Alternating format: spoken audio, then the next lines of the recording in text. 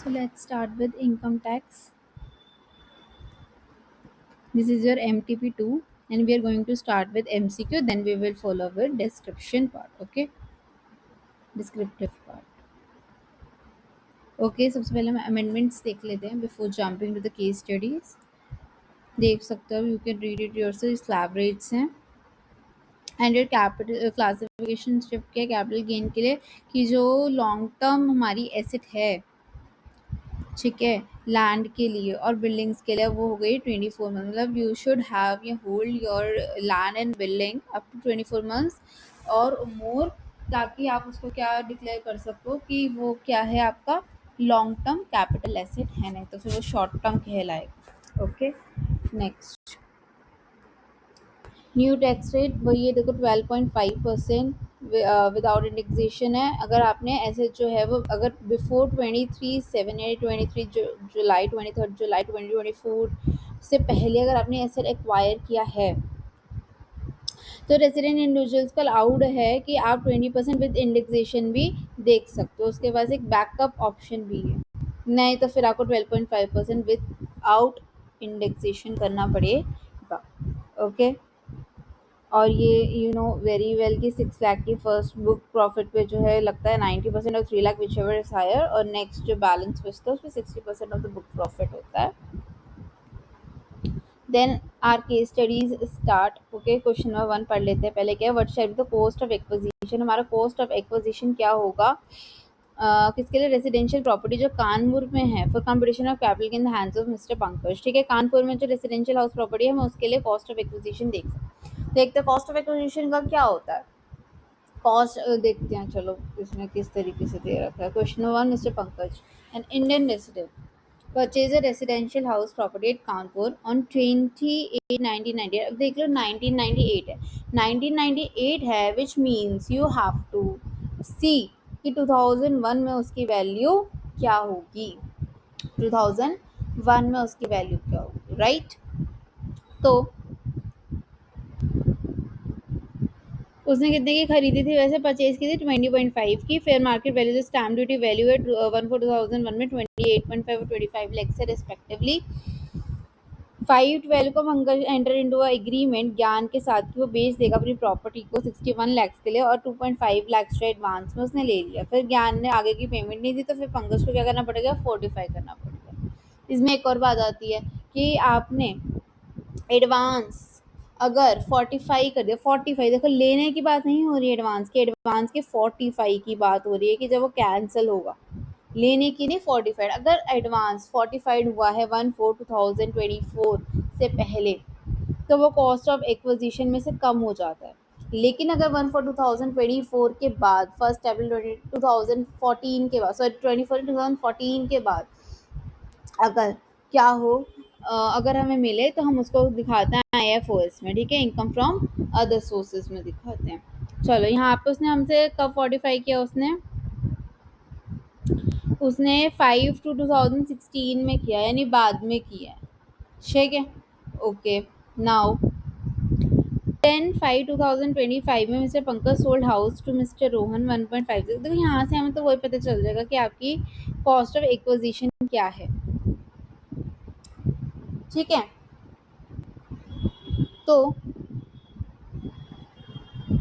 तो हम क्या देखेंगे, for the cost of acquisition lower of FMV और SDV as on 1/4/2001, राइट। तो फिर अब क्या है लोअर ऑफ FMV और SDV, देखो इसमें 1/4/2028.5 एंड 25 क्या है, लोअर है 25 lakhs, ठीक है। और ये हमें कम भी नहीं करना, क्यों नहीं कम करना, क्योंकि ये हमारी 45 हुई है 2016 में, तो उसको मिला था, तो इसलिए 1/4/2014 से तो बाद में हुई है, तो यानी वो IFOS में दिखेगी। तो यानी कि हमारा COA हमारा आ गया 25 लाख। तो यहाँ पर क्या आ जाएगा फिर, 25 लाख। लिख भी देती हूँ अगर कि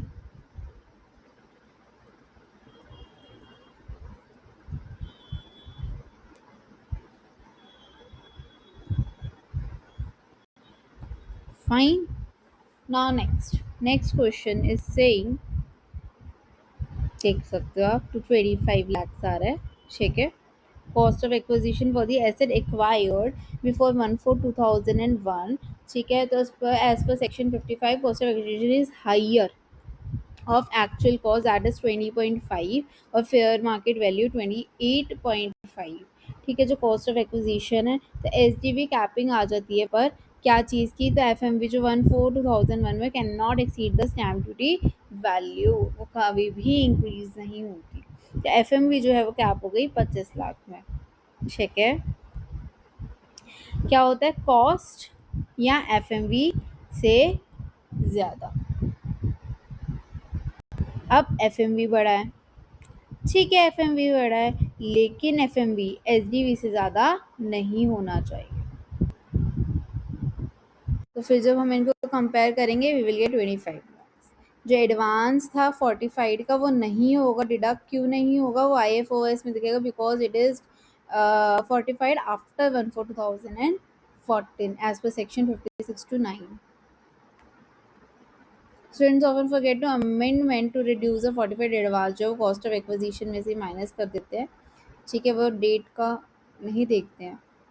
और बाकी तो आपको पता ही, actual cost and fair market value can not exceed with STV. Now next sub part, the amount of capital gain taxable for assessment date 26/27 in the hands of Pankaj for the sale of residential house property. जो residential house property बिकी है उसका capital gain कितना होगा 26/27 assessment year. ठीक है, वो देखना है, आप देखते हैं. नाउ फॉर क्वेश्चन नंबर 2 हमें क्या निकालना है, कैपिटल गेन. कैपिटल गेन के लिए हमें पता होना चाहिए कितने की बिकी. देखो, सोल्ड हुई है 1.50 की, यानी 1.50 लेंगे when stamp duty value is 2 crore. तो ऑब्वियसली हम देखते क्या है कि 110% से ज़्यादा तो नहीं है, 110% से ज़्यादा आ रहा है एस डी बी. तो एस डी बी ले लेंगे हम 2 करोड़. ठीक है. उसके बाद ये purchase to residential, this is for your exemption की, अगर एग्जामेशन आना नहीं आना वो तो बात की बात है, मतलब अभी कैपिटल गेन निकालना है खाली, है ना. तो the due date filing return जो है वो 31 की, और उसने वैसे भी जो है कब खरीदा है 28/9 को, तो वैसे भी डिडक्शन नहीं मिलनी थी इसको. ठीक है. और क्या है, ये सब में तो माइनस होना नहीं है, तो यानी कि अब 2 करोड़ हो गया हमारा. परचेज कंसिडरेशन माइनस करेंगे कॉस्ट ऑफ एक्विजिशन को, जो हमारी फर्स्ट पार्ट में 25 लाख आई थी, यानी कि 175 lakh will be your answer. तो ये रहा. ठीक है.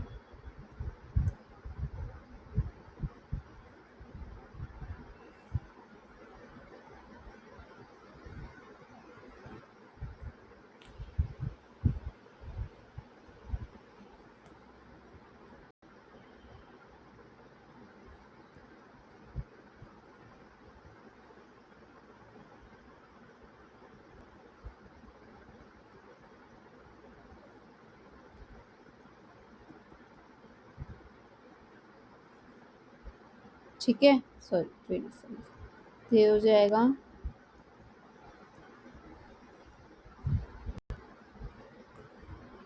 Capital gain. Now next question, ये नीला हमने क्यों लिया, क्योंकि परचेज टू न्यू प्रॉपर्टीज 29 को ली थी, 54 के अकॉर्डिंग हमें जो है date of transfer before filing the return लेना चाहिए, और उसने जो है आफ्टर फाइलिंग द रिटर्न लिया था, तो इसलिए हमने अलाउ नहीं किया. ठीक है, देख लेना. सब पार्ट 3 देखते हैं. The amount of capital gain taxable for assessment year 27-28, हमें क्या देखना है, capital gain taxable. Capital gain जो टैक्सेबल हो गए इन the hands of uncle for the state, हमें वही कैपिटल गेन निकालना है, लेकिन टैक्सेबल वाला. देखो, मुंबई के लिए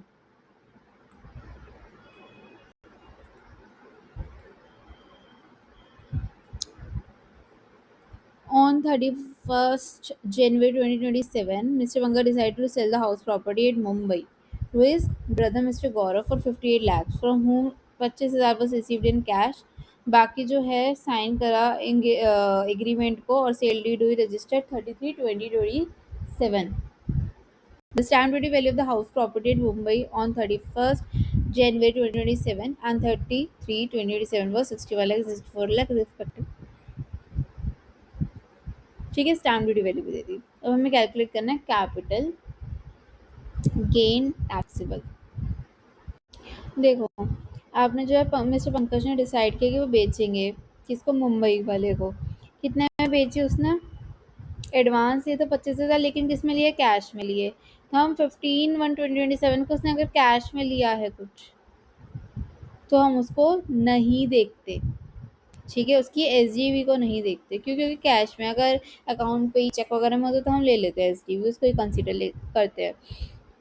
लेकिन अगर उसने कैश में एडवांस दिया है तो हम उसको नहीं देखेंगे। हम किसको देखेंगे फिर? किसकी एसजीवी देखेंगे हम? 30/3/27 की। हम 31/1 की नहीं देखेंगे क्योंकि उस दिन उसने कैश में पेमेंट करी थी। तो यानी हम 61 लाख को नहीं, 64 लाख को देखेंगे। और उसको किससे कंपेयर करेंगे? विद जब उसने वो क्या करी थी, मतलब उसको जितने मिलने वाले, that is your 58 lakh rupees. 58 lakh rupees. तो 58 लाख का 110% क्या 64 लाख से बड़ा है? नहीं है। यानी 64 लाख इज बिग, क्योंकि 64 लाख ज़्यादा मोर है, तो इसलिए 64 लाख को लेंगे हम एज परचेज कंसिडरेशन। ठीक है, और इसको हम बोलेंगे डीम्ड कंसिडरेशन 64 लाख को। और कॉस्ट ऑफ एक्विजिशन क्या है? 57 लाख, यानी कि 64 lakh minus 57 lakh, which will give 7 lakh. ठीक है, ये रहा। क्या?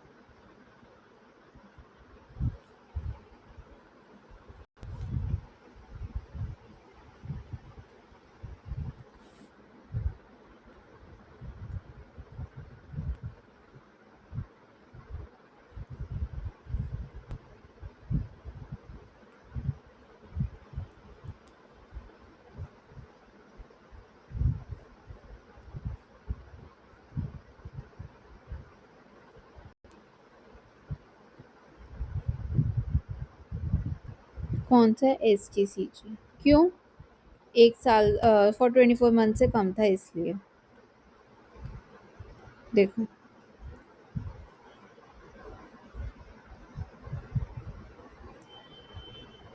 ठीक है, इसलिए। चलिए नेक्स्ट क्वेश्चन।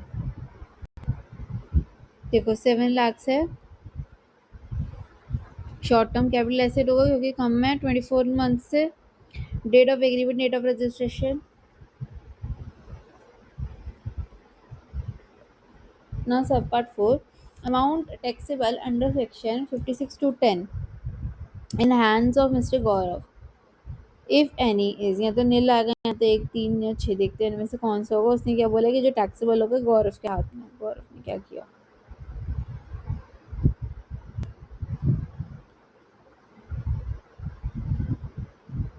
देख, क्या किया था उसने? गौरव को दिया था ना। पंकज डिसाइड टू सेल गौरव 58 लाख के लिए। ठीक है, 58 लाख के लिए। चलो इसमें क्या करते हैं,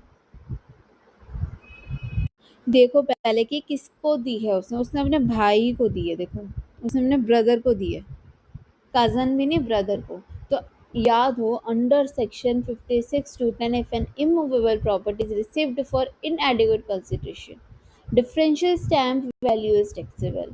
However, this section does not apply to transactions where property is received from a relative. And here, Mr. Gaurav is the real brother of Mr. Pankaj. That is, they qualify as a relative and hence making the taxable value nil.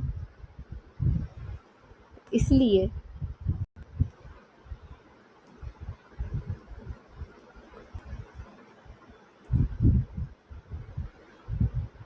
यहाँ पे आएगा nil. क्यों? इसलिए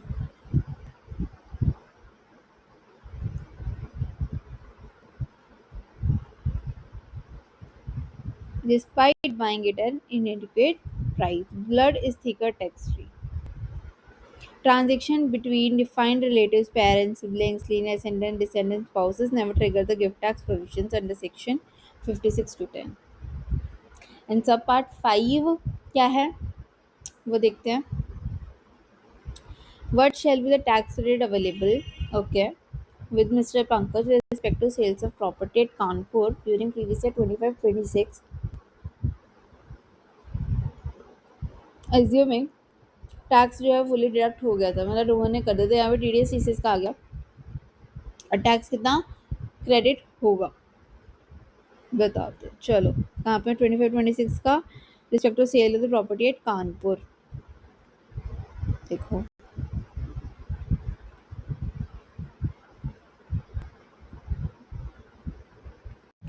यहाँ पर देखो हमारी immovable property की हुई है. ठीक है, कानपुर की कितने में सेल हुई थी हमारी. ये रहा 2 करोड़ लेंगे हम. क्यों? क्योंकि स्टैम्प ड्यूटी वैल्यू हमने 2 करोड़ ली है. ठीक है ना. कहाँ गया 2 करोड़ माइनस 25 किया था ना हमने, तो हमने 2 करोड़ लिए ना इसकी value. Rather than taking it 1.50 we have taken it 2 crore, तो हम 2 करोड़ पे लेंगे. ठीक है. और कितना लेंगे तो उसके लिए मेरे पास लाइन है एक, मतलब प्रोविजन लिखो लिखो लिखो. क्या लिखोगे मेरे साथ लिखो. देखो as per section 194 IA, buyer of an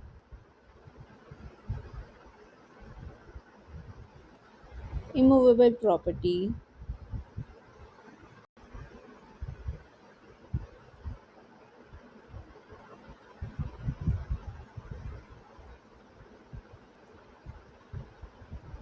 worth 50 lakh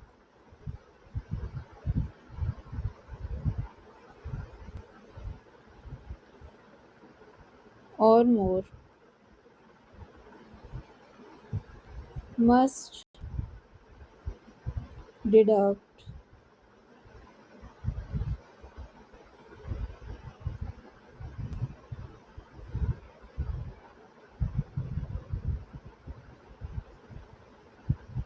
TDS at the rate percent on higher of actual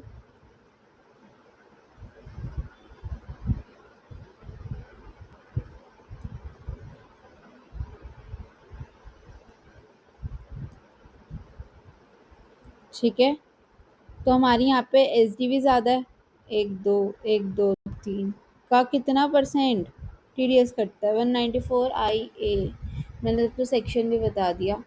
1%. ठीक है, यानी कि 2 lakh rupees, which means A part. Any person purchasing an immovable property value exceeding 50 lakh must deduct TDS 1% actual consideration या फिर stamp duty value जो भी higher है उसमें से. एक्चुअल कंसिडरेशन क्या है 1.50 करोड़. ये 2 करोड़ है तो 2 करोड़, और 2 करोड़ पे 2 लाख. सब पार्ट 6 क्या है आपका. सब part 6 is saying Is Mr. Pankaj required to file a return of income for assessment year 26-27? When the person is required to file this return of income, individual को मैंडेटरी कब रिक्वायर होता है? When, if the income, if the total income before claiming exemption under section 54 exceeds the basic exemption limit. यही होता है कि अगर उनकी जो इनकम है कोई भी एग्जाम्पशन लेने से पहले, खैर यहाँ पे एग्जाम्पशन बनी थी, वो जो है बेसिक एग्जाम्पशन लिमिट से बड़ी हो, तो उनको रिटर्न ऑफ इनकम फाइल करनी होती है. अब यहाँ पे ये since total income exceeds, no, since the total income does not exceed. Yes, since TD tax deduction in case exceeds 25,000, 2 lakh था. Yes, since his total income before exemption under section 54 exceeds the basic exemption limit. ठीक है.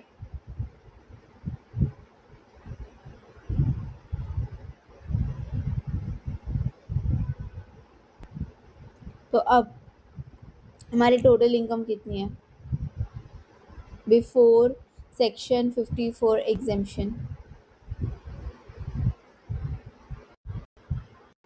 Now क्योंकि जो उसकी income है वो 175 लैक्स है, right.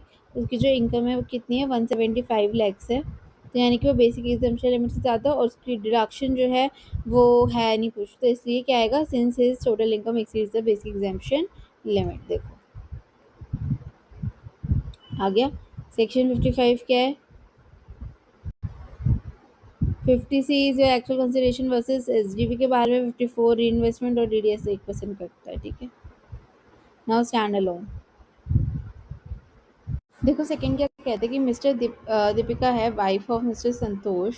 ठीक है. उन्होंने बिजनेस स्टार्ट किया अपना, अभी स्टार्ट किया trading in beauty products on 15/7/2025. उन्होंने इन्वेस्ट किया 5 lakhs in the business of 15/7/2025 और the gift received from her husband.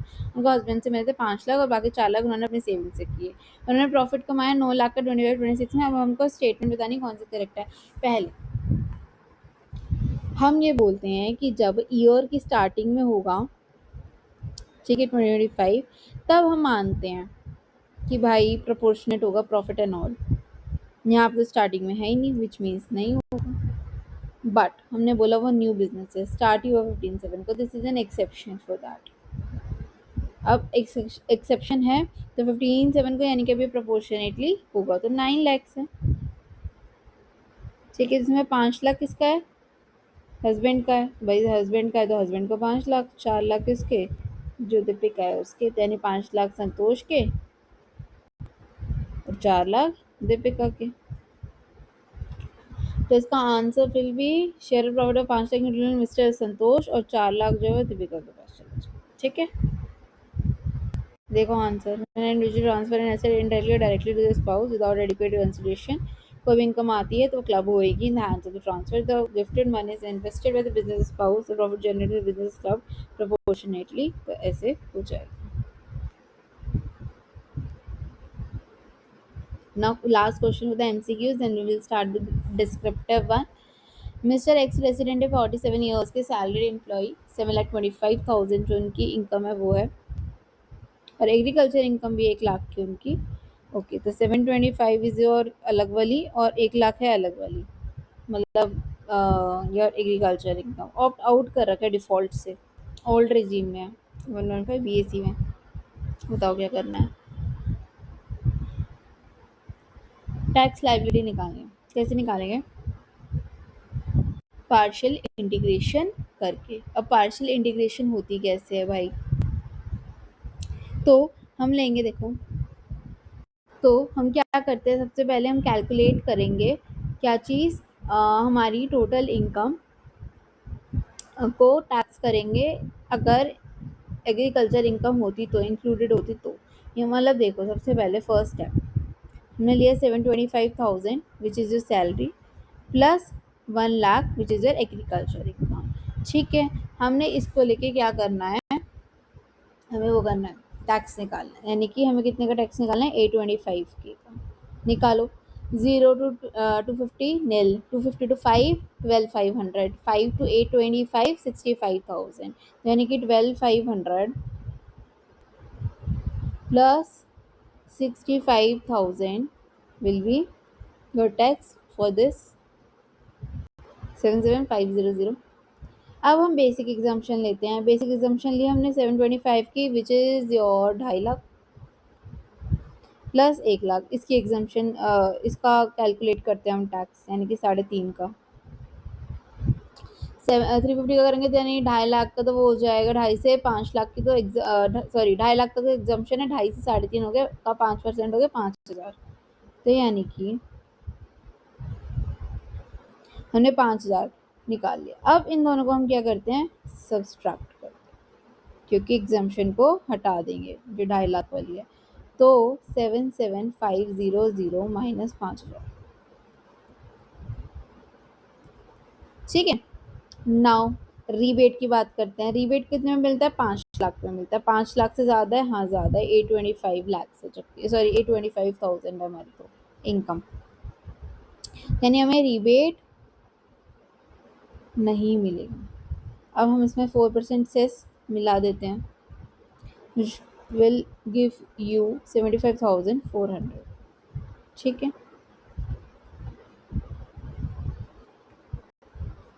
देखो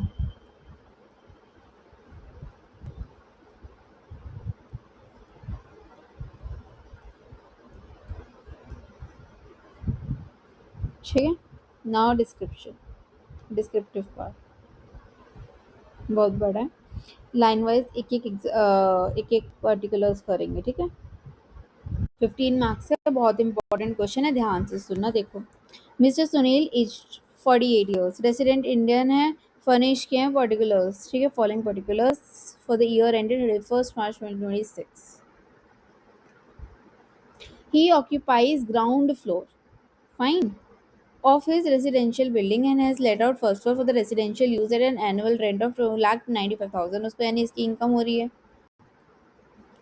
पे किए उसने म्यूनिसिपल टैक्सेस 25,000 के करंट फाइनेंशियल ईयर के. Both these floors are equal size, और ये जो फ्लोर्स है कितने के, इक्वल साइज के हैं. तो सबसे पहले हम निकाल लेते हैं income from house property. Late out portion के लिए कैसे निकालेंगे, देखो हमें जीएवी दे रखी है 2,95,000, बिकॉज हमें और कुछ दे नहीं रखा. ठीक है. रेंट रिसीव्ड दे रखा, हमने rent received is taken as GAV कर दे, क्योंकि हमें और कुछ इन्फॉर्मेशन नहीं दे रखी, तो we have taken GAV as 2,95,000. उसके बाद हम म्यूनिसिपल टैक्सेस को क्या करेंगे, लेस करेंगे, क्योंकि उसने पे किए हैं वो प्रीवियस 25-26 में, जिसको कितने दिए थे उसने 25,000. लेकिन ये कि उसमें फर्स्ट और सेकंड दोनों फ्लोर, सॉरी ग्राउंड और फर्स्ट दोनों फ्लोर के लिए, तो उसको डिवाइड बाई 2 करेंगे, क्योंकि इक्वल साइज का है. प्रपोर्शन दिया होता तो हम प्रपोर्शन में कर लेते. तो 50% ऑफ 25,000 विच इज 12,500. तो जिससे हमारी नेट एनुअल वैल्यू कितनी आ रही है, 280,500. ठीक है. Now deduction under section 24A कितना होता है, 30% का होता है. 30% of 280,500 which is 84,750. Now interest for 24B हमने पढ़ा नहीं, आगे हम पढ़ लेते. कुछ अगर बोरिंग्स वगैरह ले रखी हो उसने, उसके लिए. ठीक है. क्या कर रखा है उसने, ये रहा. As per the interest certificate from HDFC bank he paid 1.5 lakh as an interest and 80,000 towards the principal repayment of the housing loan borrowed of the above residential building in year 2019. यानी उसने क्या कर रखा है, ले रखा. और इंटरेस्ट उसने अभी अभी कितना पे किया, 1.5 लाख किया इंटरेस्ट के रूप में. 80,000 टुवर्ड प्रिंसिपल को लेते नहीं लेते, इंटरेस्ट को लेते हैं, हाँ लेते हैं, लेकिन कौन से वाले को, खाली लेट आउट क्वेश्चन के लिए फॉर फिलहाल के लिए. और हम कैलकुलेट क्या कर रहे हैं, पहले ये भी देख लो. हमने कैलकुलेट करना अंडर डिफॉल्ट टैक्स रिजीव, यानी न्यू रिजीम के लिए, तो उसके हिसाब से करेंगे फिर. तो 1.5 लाख है, 1.5 लाख को डिवाइड करेंगे 2 से, क्यों, क्योंकि 1.5 लाख तो दोनों के लिए होगा for the ground and first floor. तो हम खाली फर्स्ट फ्लोर का लेंगे 75,000. ठीक है. तो यानी कि हमने 50% और 1.5 लाख लिए, 75,000 आ गए. तो हमारे पास टोटल क्या आ गया, इसको हम जब लेस करेंगे, we will get 1 to do 750. ठीक है. 1 to do 750 as your income from house property for the let out portion, right. Okay. तो और अच्छा, सेल्फ ऑक्यूपाइड के लिए क्या है, ये न्यू है. डिफॉल्ट टैक्स रिजीम है, तो एनुअल वैल्यू क्या रहेगी, नील तो रहती है, no deduction is allowable in respect of municipal taxes paid also, और इंटरेस्ट जो है वो भी अलाउड नहीं होता सेक्शन 115 BAC में, इसीलिए उसमें भी नील रहेगा, उसमें भी नेगेटिव नहीं आएगा। तो सेल्फ देखो, under the default tax regime interest on housing loan for self occupied property is completely disallowed है, ठीक है, and no deduction for municipal taxes is given, hence net income is nil. तो यानी हमारी हाउस प्रॉपर्टी कितनी आ गई, house property income from house property is 122,750 only, ठीक है। तो 122,750 और ये तो नील है, तो हमारा टोटल आ गया 122,750। नाउ सेकेंड पर्टिकुलर भी हो गया था, थर्ड देखो हमारा ये हो गया, ये हो गया। नाउ थर्ड वन, ठीक है, थर्ड देखो, ही ऑन्स एन इंडस्ट्रियल अंडरटेकिंग, ठीक है, उसके पास क्या एक इंडस्ट्रियल अंडरटेकिंग है, established in SEZ and which had commenced operation during the financial year 1920 में उसने ऑपरेशन कमेंस कर दिया था। अंडरटेकिंग का 400 लाख का टर्नओवर है, 150 उसमें से एक्सपोर्ट टर्नओवर है, आउट ऑफ 150 120 जो है वो रिसीव हो गए, कन्वर्टेबल है, यानी हम कितने कर लेंगे, खाली 120 कर लेंगे। जैसे industrial undertaking fulfils all the condition of section 10A की सारी कंडीशंस मानता है, प्रॉफिट इंडस्ट्री का 40। फॉर्मूला लगाएंगे, मैं फॉर्मूला पता है देखो, SEZ जब आता है तो हम क्या करते हैं, उसकी इनकम कैलकुलेट करते हैं। इनकम कैसे कैलकुलेट करेंगे SEZ की, how we will calculate the income of SEZ, देखो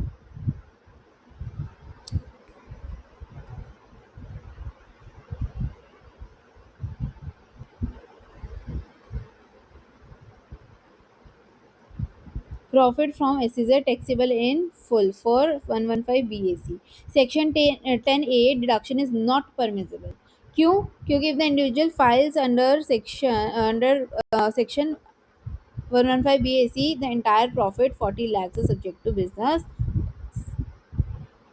अगर ओल्ड होता तो हम कैलकुलेट करते भाई कि क्या टर्नओवर है, क्या प्रॉफिट है, उसके अकॉर्डिंग वो प्रोपोर्शनेट मेथड से जो हम करते हैं। लेकिन फॉर व्हाट, न्यू के लिए हम क्या करेंगे, पूरा का पूरा ले लेंगे, जो कि कितना है 40 लाख है, टर्नओवर नहीं देखनी, ठीक है। तो 40 लाख रुपीज हम क्या कर देंगे, टैक्स से भर,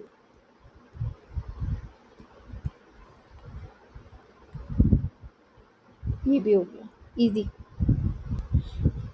उसके बाद अब ये वाला पॉइंट रोक के, ठीक है, नेक्स्ट पे चलते हैं। He earn 30,000 40,000 and interest on saving bank deposit and fixed deposit, उसने 30 और 40,000 रुपये कमाए, ठीक है। तो ये किस में जाएगा, IFOS में जाएगा, 30 और 40,000 रुपये, ठीक है। तो इसको लिख लेते हैं,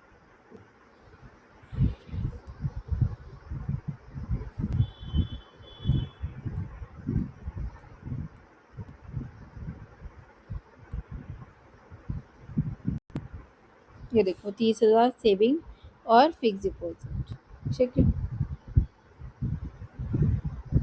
ही सोल्ड हिज, हाँ ये वैकेंट लैंड का देखो, तो उसने क्या किया, अपना वैकेंट जो खाली लैंड था ना उसको बेच दिया, वैकेंट लैंड को 1/12/25 को 16 लाख में। Stamp duty value of the land at the time of transfer 17 lakh थी। This land was acquired by him 15 okay देखो 2001 से पहले का है। 2.80 FMV लैंड की थी 4.8, SDV थी 4 लाख। ही हैज इंकर रजिस्ट्रेशन एक्सपेंस 12,000 का एट दैट टाइम, ठीक है। इसको कैसे कैलकुलेट करेंगे, इसको ऐसे कैलकुलेट करेंगे, हम क्या देखते हैं पहले, फुल वैल्यू ऑफ कंसिडरेशन, ठीक है, कि हमें कितना मिल रहा है। एक्चुअल कंसिडरेशन कितनी है 16 लाख, SDV कितनी की थी 17 लाख, ठीक है। और हम क्या देखते हैं कि जो कॉस्ट है, ठीक है, जो एक्चुअल हमारी जो कंसिडरेशन है वो स्टैम्प ड्यूटी वैल्यू से क्या होनी चाहिए, 110% होनी चाहिए, यानी कि जो हमारी SDV है वो 110% ऑफ द एक्चुअल कंसिडरेशन से ज़्यादा होनी चाहिए, तो हम SDV लेते हैं, ठीक है। तो 16 लाख का 110% करोगे which is less than 17 lakhs, right. तो इसलिए 17 lakhs will be your what, SDV only, और जो 16 लैक्स है हमारे वो हमारा क्या हो जाएगा, फुल वैल्यू ऑफ कंसिडरेशन, ठीक है। 16 लैक्स को ले लेंगे।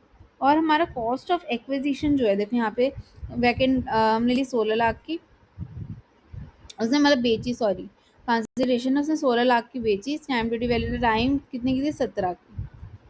तो इन दोनों में से 110% देखोगे तो 16 लाख जो है, अगर उसमें 110% करते हो तो 17 लाख से बड़ा नहीं आएगा, तो इसलिए हम 16 लाख ले रहे हैं।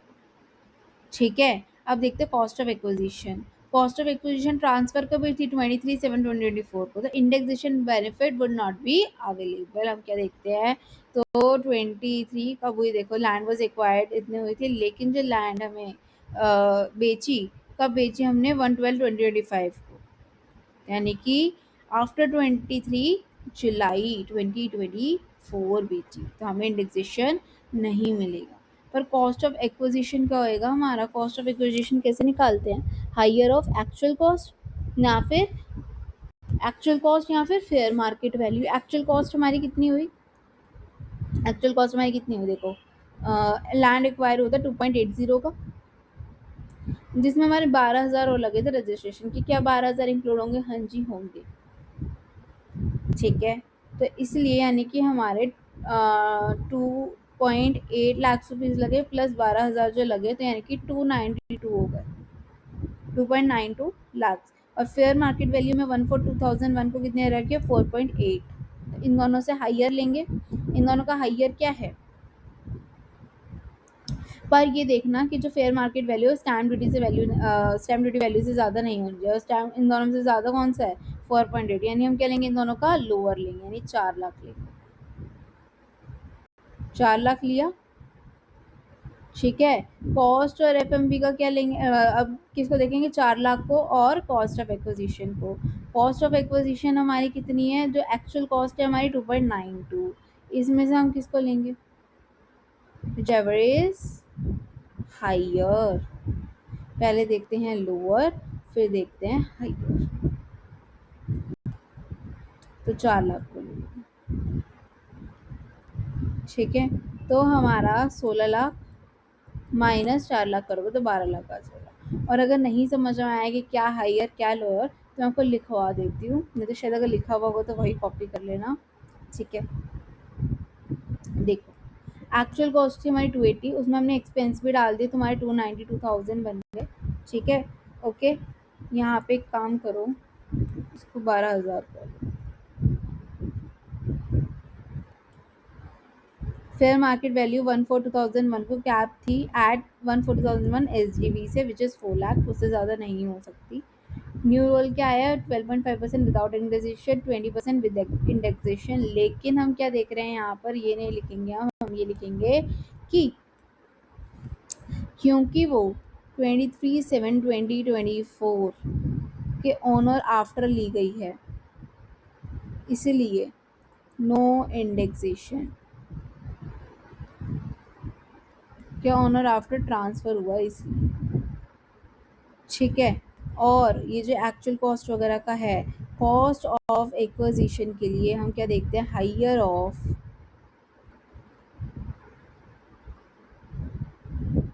कॉस्ट, एफएमवी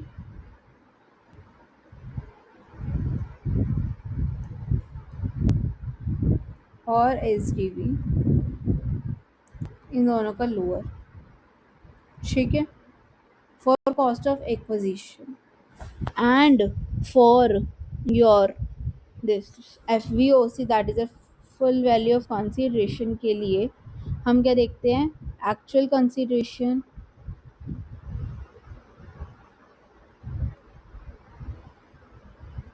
का 110% अगर एक्सीड करता है एसजीवी से, तो एसजीवी, नहीं तो एक्चुअल कंसीडरेशन। ठीक है, ये आपको नाउ ये हमारा फिर कैपिटल गेन कितना आ गया, 12 लाख का 16 माइनस 4 कर, ठीक है।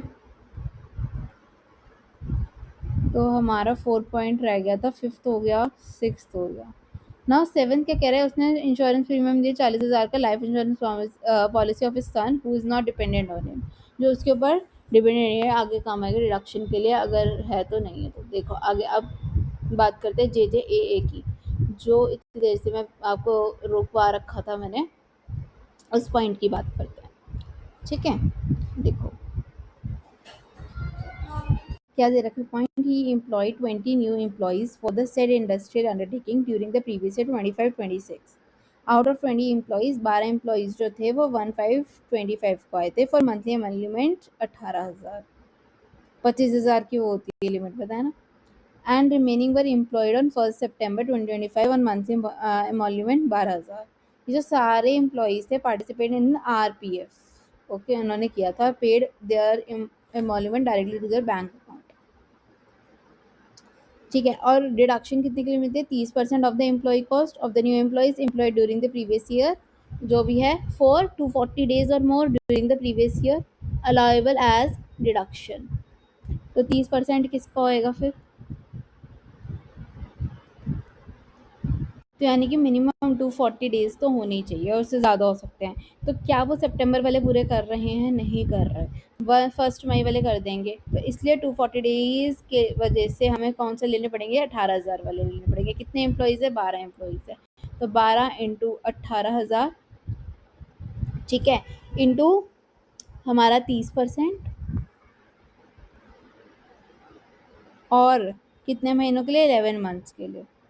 तो इसको जब हम फिर कैलकुलेट करेंगे, वी विल गेट कितना मिलेगा हमें, 7,12,800 हमारे पास आ जाएगा। ठीक है, तो देखो ये रहा 7,12,800 आया कैसे, 12 एम्प्लॉयज़ थे जो 1 मई को आए थे, जो 12 इंटू 18,000 इंटू 11 मंथ्स के लिए 2376, और जो 8 एम्प्लॉयज़ थे जो 1 सितंबर को जिन्होंने ज्वाइन किया था उसके लिए सिर्फ 7 महीने थे, जो कि 240 से कम होते। ठीक है, तो course is in eligible for the previous year but can claim next year. ठीक है, क्योंकि तब पूरा साल हो जाएगा, तो 30% ऑफ दिस विल बी 7,12,800। हमारा ये वाला पॉइंट भी हो गया। 1 2 3 डन, 4 डन, 5 डन, 6 डन, और 7th भी डन। ओके, और कोई डिडक्शन वगैरह मिलेगी, नहीं मिलती इसमें, और न्यू वाले में तो और कुछ है ही नहीं, चोचले बनती। टोटल इनकम हमारी ये आ गई। अब हम कैलकुलेट करेंगे क्या, tax liability for the Sunil under section 115 BAC। हमारा 4679 बन रहा है, देखो क्या बन रहा है, 4679,950। ठीक है, इसमें हमारा कैपिटल गेन भी है। ठीक है, LTCG sale of the vacant land, जिसपे हम क्या करेंगे, हम एक बार देखेंगे, क्योंकि वो बिफोर 23 जुलाई 2024 से लिया गया है as asset is long term capital asset being land acquired before 23rd of July 2024 and transferred owner after 23rd July 2024. It has two options, whether route computed by the 20% with indexation benefit या फिर without indexation at the rate 12.5%, whichever is more beneficial to the SSC, यानी कम आएगा इसमें tax. तो सबसे पहले 20% अगर हम ले, यहाँ पे कैलकुलेट करते हैं, अगर हम ले 20% विद इंडेक्सेशन, तो हमारा सेल्स कंसीडरेशन कितना बन रहा था, 17 लाख से 16 लाख में से क्या आएगा, 16 लाख। ठीक है, और जो कॉस्ट ऑफ एक्विजिशन था हमारा, कॉस्ट ऑफ एक्विजिशन हमारा कितना था, 4 लाख का, यही तो आया था, तभी तो 12 लाख आए थे हमारे। ठीक है, तो इसको हम जो करेंगे 376 और 2001 का तो 100 होता ही है, तो 15,04,000 आएगा। हमारा इससे जो गेन आ रहा है इंडेक्सेशन पे वो आ रहा है 96,000।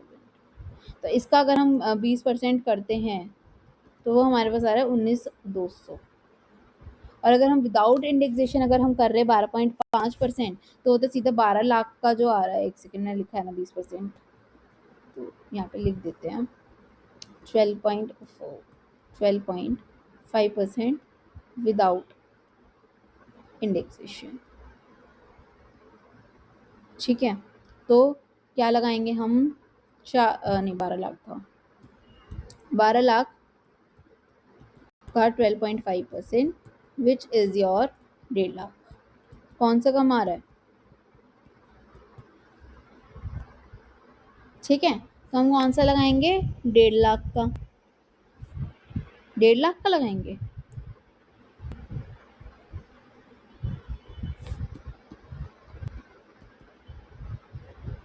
ये 19,200 है, ये लगाएंगे। ठीक है, और बाकी हमारा रिमेनिंग कितना रह जाएगा, 38 समथिंग था ना, कितना था, 4679 था। 4679 950 में से हम माइनस कर देंगे जो हमारा कैपिटल गेन था उसको, जो कि कितना था, कितना मानेंगे हम एलटीसी जी?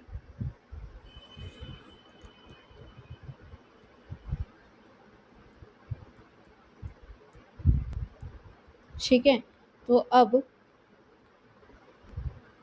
देखो 12 लाख, इसका कितना है 19,200, और बैलेंस कितना बचा 3479, उसको हम नॉर्मली करेंगे न्यू वाले से, 4 लाख, 4 से 8, 8 से 12, 12 से 16, 16 से 20, 20 से 24, 24 ऊपर 30%। ठीक है, 5, 10, 15, 20, 25, 30, उसके बाद जो ये आया, क्या ये हमारी सरप्लस के लायक था? नहीं था, 50 लाख से ऊपर नहीं है, तो हम उस पर सीधे 4% का सेस लगाएंगे, हमारा ये आंसर आ जाएगा कि हमारा 668 9 10 जो है हमारा क्या लग रहा है, टैक्स लगेगा। Individual paying tax under section 115 BAC is not liable to AMT under section 115 JC also। ठीक है, नाउ SEZ एग्जाम्पशन ऐसे मत करना कि भाई प्रोपोर्शन में ले लिया। ATJJ AA में 8 लेट एम्प्लॉयज़ को मत लेना जो सितंबर में आए थे, 240 डेज की लिमिट याद रखना। Now question number 2A, 15 marks का ये क्वेश्चन था, बहुत ईजी था, बहुत ज़्यादा ईजी था कंपेरेटिवली अदर क्वेश्चन से। ठीक है, और करेक्ट करने के साथ साथ टाइम का भी साथ साथ में ध्यान रखो कि आप कितना कर रहे हो। यूजुअली आइडियली हम ये लेते हैं कि 1 मिनट ले हम 1 मार्क्स के लिए, तो जैसे अभी हमने 15 मार्क्स से क्वेश्चन कर, 15 मार्क्स के ही हमने MCQs किए थे, यानी आधा घंटा इसको देना चाहिए मैक्सिमम। ठीक है, 15 minute for the MCQs and 15 minute, तो ऐसे करके रखोगे तो आपका टाइमली काउंट। अभी तो मैं कह रहा आपको बता रही हूँ तो इसलिए ज़्यादा लग रहा है, लेकिन when you will solve it तो इतना टाइम लगे, तो ये ध्यान रखना, तो इससे आपका पेपर नहीं छूटेगा। ठीक है, now question number 2A, Mrs Siya D'Souza, ठीक है, सिया डिसूजा हैं, उनका क्या,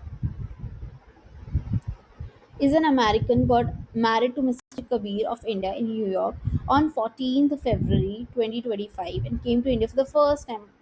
Okay. On 18th March 2025 she left for Australia, 16th 8 2025 को, फिर she returned India, फिर अगेन वापस से आ गई 23/3/26 को। ऑन 1/4/25 उसने परचेज किया एक फ्लैट मुंबई में, लेट आउट कर दिया समीर को रेंट पे, बहुत कुछ दे रखा है, मैं करना क्या, from the information given above you are required to determine her residential status, computer total income chargeable to tax assessment year 26-27 में, assuming she has shifted out of the default tax regime under section 15, यानी कि old tax के हिसाब से उसका residential status और total income हमें calculate करनी है। ठीक है, तो under section 6(1) individual is said to be resident in India in any previous year if is satisfied any one condition. कौन कौन सी 2 कंडीशंस थी यहाँ, तो with either he has been in India during the previous year for the total period of 182 days और more, और second का था he has been in India for 360 नहीं sorry 60 days in the previous year, at least 60 days in the previous year, and during the 4 immediately preceding the previous year for a total period of 365 days or more. If an individual satisfy any one condition, यानी कि वो क्या है, resident है। अगर दोनों ही condition satisfy नहीं हुई तो यानी वो नॉन रेसिडेंट है। तो हमें सबसे पहले इसके लिए कैलकुलेट करना पड़ेगा उसका रेसिडेंशियल स्टेटस, वो मिस सिया डिसूजा का, जो कि अमेरिकन है, 26-27 के लिए, ताकि हम डिटरमाइन कर सकते हैं सबसे पहले तो वो रेसिडेंट है या नहीं है। ठीक है, उसके बाद ROR NOR वगैरह देखेंगे। तो वो कब कब के लिए थी, देखो 1/4/2025 के लिए थी वो, और कब तक थी 16/8 शेड परचेज ऑफ, नहीं एक second, 1/4 she left for Australia 16/8/2025, she return to India 23, okay, और आई कम थी वो ऑन 14/2/2025, तो हम तो 1/4 से लेंगे ना वैसे भी, तो हम लेते हैं किससे लेंगे, 1/4/25 टू 16/8/25 ये लिया। फिर उसके बाद वो रिटर्न टू इंडिया अगेन, कब आई, 23/3 को आई।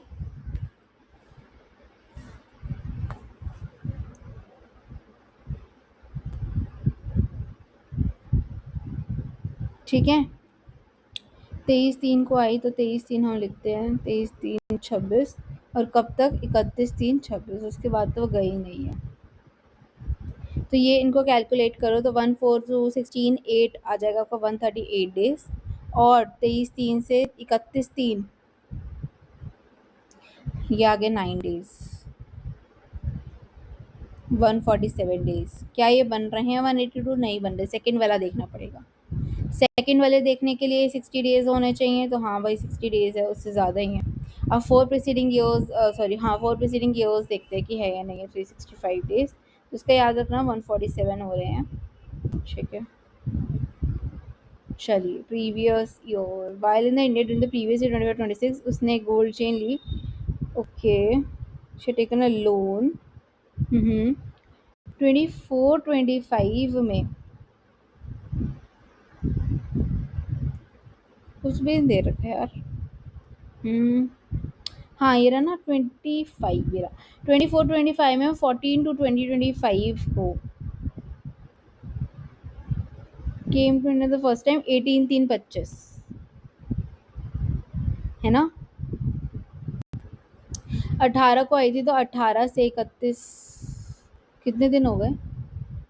18 से 31 कितने दिन हो गए? 14 दिन। 14 डेज के लिए सिर्फ वो थी प्रीवियस ईयर 24-25 में, ठीक है। तो यानी कि 360 डेज तो कहाँ से ही होंगे, तो यानी कि वो क्या हो गई, अब एनआर हो गई।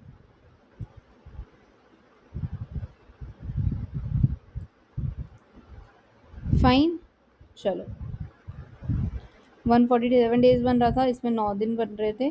182 डेज वाली सेटिस्फाई नहीं करी, 60 डेज वाली तो कर दी, लेकिन प्रीसीडिंग 4 ईयर 365 डेज से कम थी, तो उसकी दोनों ही condition, basic two condition 2 is not satisfied, basic condition 1 is not satisfied, तो यानी कि वो क्या हो गए, नॉन रेसिडेंट हो गए। अब उसकी हम टोटल इनकम देखते हैं कि क्या होगी, ठीक है। फॉर द टोटल इनकम उसने सबसे पहले क्या किया, फ्लैट लिया था मुंबई में, ठीक है। तो शी वजह से फ्लैट इसने लेट आउट कर दिया, रेंट 26,000 पर मंथ था फ्रॉम 1/6/2025, 1/6/2025 से किया, यानी उसने 4/5, तो 10 महीने के लिए उसने किया 26,000 का, ठीक है। तो कितना हो गया ये 260,000, ये उसकी क्या आ गई, इनकम, ठीक है, इसकी इनकम थी। नाउ इसमें तो डिडक्शन भी मिलता 30% का, क्या इसको मिलेगा, हाँ जी मिलेगा, कितने का, 260,000 इंटू 30% विच इज 78,000, ठीक है। और क्या है, during the previous year received the gold chain, okay, she had taken loan from Indian bank purchase करने के लिए यही फ्लैट को, कितने का, 205,000 का इंटरेस्ट है, जो कि 31/3/26 तक का, यानी 205,000 इसका 24B में क्या हो जाएगा, अलाउेबल हो जाएगा, since property is let out. तो 260,000 minus 78,000 and minus 205,000 which will give you negative 23,000, ठीक है। अब ये जो नेगेटिव 23,000 है, ये एक तरीके से आपका नेगेटिव में जा रहा है इनकम, ठीक है। अब अदर सोर्सेज में जब उसको गोल्ड चेन मिली, कितने की मिली उसको गोल्ड चेन, 1.5 लाख की, उसके इन लॉज से, पेरेंट्स के, सॉरी हस्बैंड के पेरेंट्स से, वो क्या होगी, हमारी एग्जेम्प्ट होगी, क्यों, क्योंकि वो केस में आते हैं, रिलेटिव में आते हैं। Since the parents of the husband fall in the definition of relative, the guest जो थे रिलेटिव के are not chargeable to tax, इसलिए जो आपका 1.5 लाख है वो उसका तो टैक्स निल हो जाएगा, इनकम निल हो जाएगी, इनकम ही नहीं मानेंगे। और जो गिफ्ट रिसीव्ड हुए थे आपको किससे, very close friend of husband, 165,000 के, वो आपके टैक्सेबल हो चुके, क्योंकि वो 50,000 से भी ज़्यादा है, और वो रिलेटिव ने भी नहीं दिए हैं, ठीक है। तो आपकी इनकम कितनी आ जाएगी, ग्रॉस टोटल इनकम या टोटल इनकम जिसको हम कहेंगे, वो कितनी आ जाएगी, 165,000, तो इसकी हो गई इनकम फ्रॉम अदर सोर्सेज की, और income from house properties 23,000 negative, ठीक है। तो क्या हम इसको सेट ऑफ कर सकते हैं, क्या हम इसको सेट ऑफ कर सकते हैं, assuming out of the default tax है भाई, ओल्ड वाली है, ओल्ड वाली में तो सोच के बोल, देख लेते हैं पहले। ग्रोस एनुअल वैल्यू है 2,60,000, म्यूनिसिपल वैल्यू नील थी तो 260 हो गया, स्टैट्यूटरी डिडक्शन मिल जाएगी 30% की। हाउसिंग लोन जो है वो 205 का, तो हमारा नेगेटिव 23,000 आ गया था। Income from house other sources की बात करें तो गोल्ड चेन में नीला आ जाएगा कि रिलेटिव से मिला है। कैश गिफ्ट जो है हस्बैंड के फ्रेंड ने दिया था तो वो एक्सीड करता है 50,000 से, रिलेटिव भी नहीं था, 165,000 taxable. Now will it be set off or not in old tax? Yes it will be. ठीक है, तो हमारा totalling setting off house property loss हम करेंगे 165 माइनस 23 तो कितना आ जाएगा 142,000। ठीक है, जो कि टैक्सेबल होगा, हमें टैक्स निकालने की जरूरत नहीं है क्योंकि बोला नहीं है। इसके बाद नेक्स्ट क्वेश्चन नंबर 2 भी देखते हैं। Since she is opted out of the default tax, so allowing set off house property loss up to 2 lakh, 2 lakh तक की any other head of the income. If she was she was under default tax regime तो क्या होगा, cross head set of completely barred, नहीं कर सकते आदमी वो होता तो। अब briefly discuss the provision. Okay, TDS TCS आ गया आपका ध्यान से। Mr. Harish bought an overseas tour program package for Switzerland. Okay, Switzerland के लिए for himself and family 10 lakh का 1/11/2025 को from an agent engage in organising foreign tours and cost of the business का he made the payment of the account payee cheque, provide the permanent account number to the seller. पहले तो इसका कौन सा section लगेगा और TDS लगेगा या टीसीएस लगेगा? Okay, first of all it will be TDS or TCS, then second will be what is the section, and then third कितना लगेगा। क्या बोला है? He made the payment by an account payee cheque, provide किया है उसने payment account. और हरीश जो है उसने ओवरसीज टूर प्रोग्राम लिया है स्विट्जरलैंड के लिए from an agent who is engaged in organizing. तो टीडीएस लगेगा, टीसीएस लगेगा, ऑब्वियसली टीसीएस कलेक्शन होगी, कलेक्शन टीसीएस लेंगे, टीडीएस नहीं लेंगे। अब कौन सा अंडर सेक्शन है? अंडर सेक्शन आपका 206, इसमें तो फेमस है 206C, बट सब सेक्शन बता दो और अच्छी बात है, जो कि होगा आईजी। और टैक्स कितना लगेगा? 5% टिल 10 लाख और 20% देयर आफ्टर। यहाँ पे इसने लिया है कितने का? 10 लाख का लिया है, तो हम सिर्फ 5% लगाएंगे विच इज 50,000। ठीक है, तो आपको टीसीएस करेगा 50,000। एक और बारी बता रही हूँ, ढंग से समझ लो। ओवरसीज टूर प्रोग्राम हो, ठीक है, एजेंट से लिया है, अकाउंट पे ही चेक से पेमेंट हुई है, परमानेंट अकाउंट नंबर भी देते, नहीं होते तो और ज़्यादा पेमेंट परसेंटेज लगती टीसीएस की। नाउ तो ये हमारा हो जाएगा TCS under section 206CIG। Okay, now 5% till 10 lakh, और अगर मोर देन 10 लाख है फिर तो गया 20% TCS। ठीक है, तो as per section 206IG a seller of an office tour program package must collect TCS at the rate 5% on the first 10 lakh of the expense as per the updated guidelines. 5% of 10 lakh will be 50,000. And now second, Mr. Aditya pays 55 lakhs during April 2025 to Mr. Naresh for supply of labor for carrying out construction work of his factory. Construction work during the previous year, this Aditya का turnover 95 lakhs है। आदित्य का है, आदित्य का।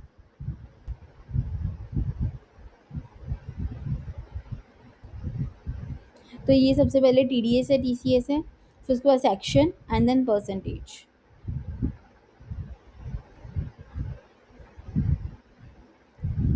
ठीक है,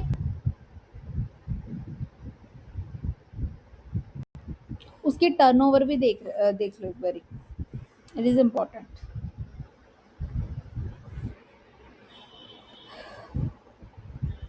देखो बेटा, हमारा यहाँ पर बिकॉज कंस्ट्रक्शन वर्क है, सप्लाई ऑफ लेबर है, नॉर्मल हमने क्या दिए हैं? पैसे दिए हैं, 55 लाख रुपए दिए हैं। ठीक है, और उसकी टर्नओवर है 95 लैक्स। हमारे ना लगते 194M, क्या लगता है? 194M टीडीएस है, तो सबसे पहले तो टीडीएस उसमें लगता है 194M, जिसका परसेंटेज आता है @2%। कितना आता है? 2%। ठीक है, पर उसकी टर्नओवर कितनी है? 95 लैक्स, और 194 में खाली उनके ऊपर लगता है जिनकी टर्नओवर हो 1 करोड़ या उससे ज़्यादा, या हो 1 करोड़ से ज़्यादा। इसकी कितनी है? 95। यानी कि यहाँ पे 194M नहीं लगेगा। तो कोई और लगेगा क्या? लगेगा क्या या फिर नहीं लगेगा? लगेगा तो कौन सा लगेगा? देखो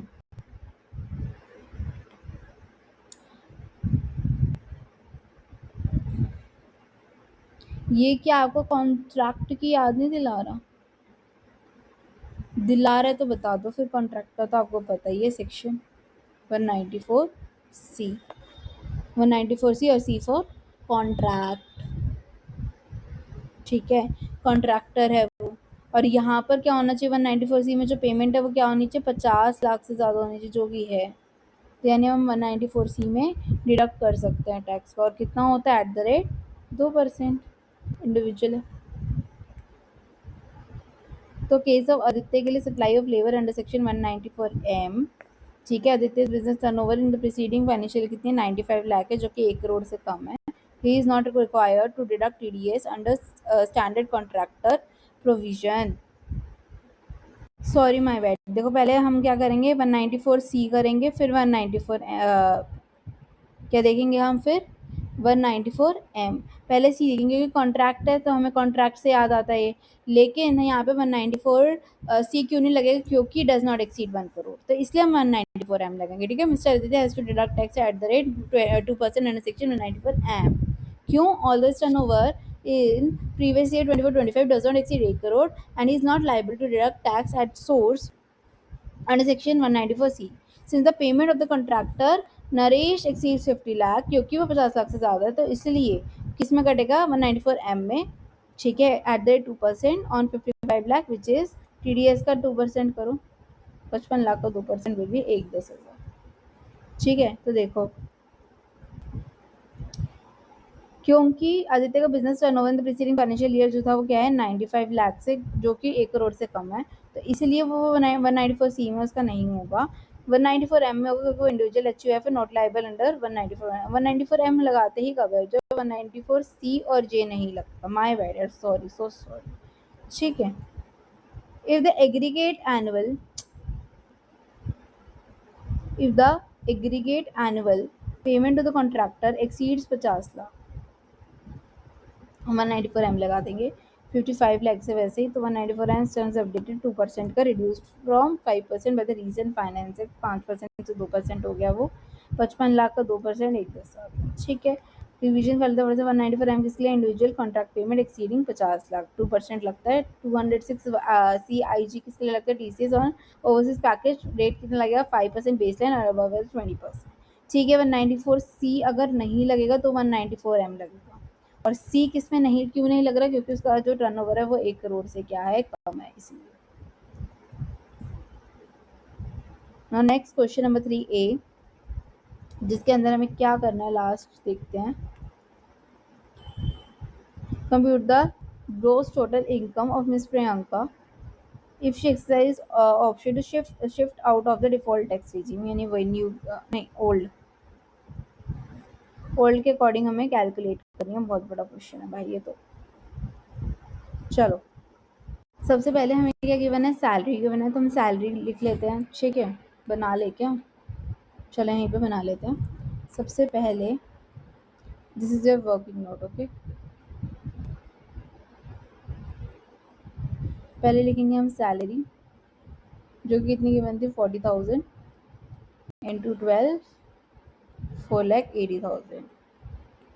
ठीक है, आ गई।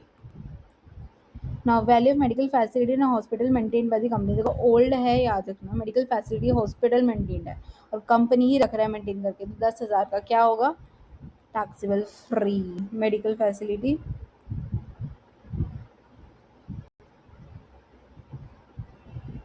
इन the hospital maintain by the company, उसमें हम कुछ नहीं लिखेंगे। थर्ड है rent free accommodation owned by the company during previous 25-26। Rent free accommodation दे रहे हैं। ठीक है, तो रेंट फ्री अकोमोडेशन की क्या हमारी वो होती है? ओल्ड के लिए कहाँ पर रहती है? वो मुंबई में रह रही है। रेंट फ्री अकोमोडेशन के लिए टैक्सेबल होता है RFA because she lives in Mumbai, तो 10% of it her salary which is कितना 480K का 10%। अगर मेडिकल फैसिलिटीज तो इसको भी इंक्लूड कर लेते, नाउ 48K। ठीक है, now housing loan of 7 lakhs given on 1/4/2025, उसको हाउसिंग लोन दिया था। ठीक है, इंटरेस्ट था 6% का। No repayment made during the year. The rate of the interest charged by SBI as on 1/4 in respect of the loan is 9.5। Housing loan का वैसे लगता है 9.5, बट उसके लिए है 6%, यानी कि उसको कितने का फायदा हो रहा है? 3.5% का, विच विल बी टैक्सेबल। ठीक है, तो 9.5% is taxable which is to be reduced by actual rate of interest charge. तो इसलिए 9.5% minus 65% that is 3.5% will be charge. ठीक है, तो 7 lakhs का 3.5%।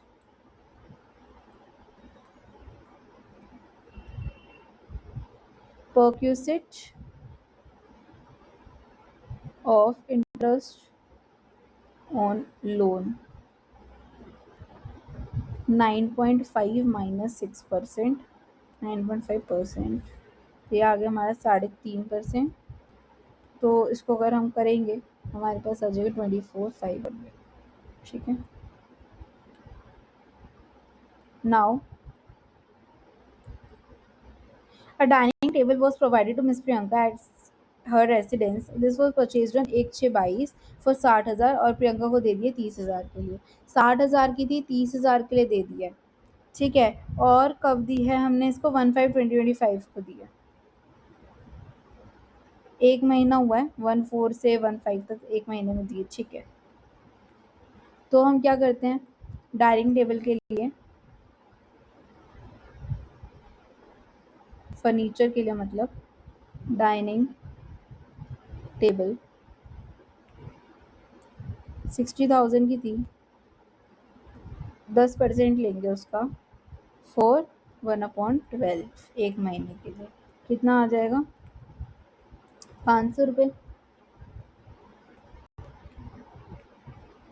ठीक है, एक मंथ के लिए उसने यूज़ करी है ना। देखो क्या है, dining table private mister at residence, this was purchased on 1/6 for 60,000 and sold to miss Priyanka on 1/5। उसको 1/5 को बेचिए। तो अभी हमने सेल नहीं किया, अभी खाली हम एक महीने यूज़ की बता रहे हैं कि एक महीना जो उसने यूज़ किया है। ठीक है, तो खाली अप्रैल में जो यूज़ किया उसके 500 रुपये हैं। अब जो कॉस्ट है आपकी, ठीक है, वो कैसी आएगी देखो।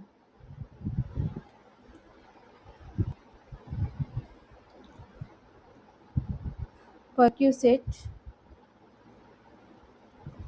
ऑन सेल ऑफ डाइनिंग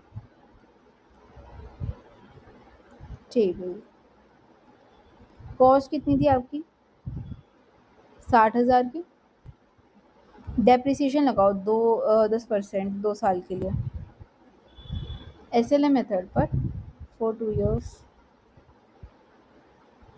कितना लगेगा? 12,000 6 तो रिटर्न ऑन वैल्यू कितनी आ जाएगी? 48,000। ठीक है, अब उसमें से उसने 3,000 बस 30,000 तो दे ही दिए, उसका क्यों आप टैक्सेबल करो, है ना। उसने पेमेंट जितने की कर दी, पेमेंट रिसीव्ड, ये गिवन लिख दो, पेड बाय दी SSC। तो 18,000 है हमारे, जो कि क्या हो जाएंगे? टैक्सेबल हो जाएंगे। ठीक है, नेक्स्ट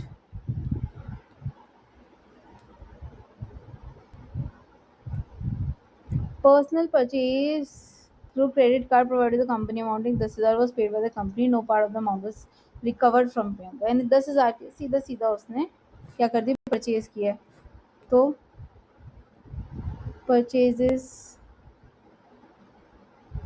थ्रू क्रेडिट कार्ड कितने की?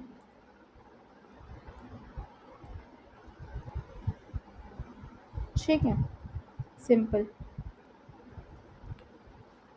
Now Maruti Suzuki car was just purchase by the company on 16/7 2.5 lakh के लिए बेच दी SSC को 14/7 को। 2 साल बाद बेची है 1/60 के लिए। तो इसका भी डेप्रिसिएशन वगैरह निकालते हैं, फिर इसकी WDV देखेंगे, फिर देखते हैं कितना रिसीव हुआ, फिर उसका हमारे पास अमाउंट आ जाएगा कितना टैक्सेबल है। ठीक है, चलो परक्यूसिट on sale of car